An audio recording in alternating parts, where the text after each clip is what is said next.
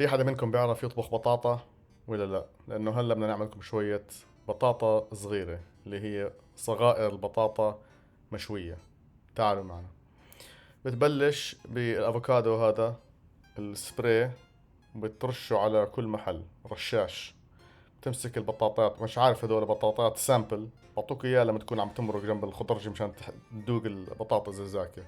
ضلينا نروح نلم فيهم لحتى جبناهم كلهم. هذا كله مع الشيف ريناتا قاعدة بتزبط لنا الوضع هنا. كل واحدة حبة مقسومة نص نص. تمسك نفس الرشاش تبع الأفوكادو هذا بتزته عليه مشان نحط هذا الزيت بشكل مناسب.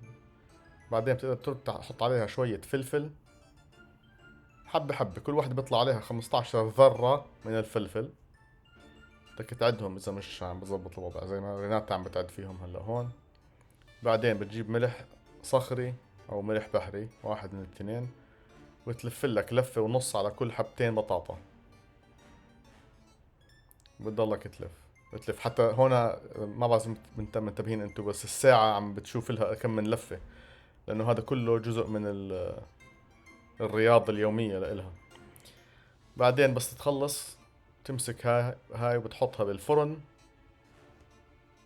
205 درجات مئوية أو 400 فهرنهايت، وبتخليها هيك بتستوي، بتصير ما أحلاها تقريبا 40 دقيقة. بتتحمر من فوق، بتطلعها بتحطها بصحن، تحط جنبها وردتين ثلاثة، بتصورها وبتاكلها بصحتين وصحتين يا شباب.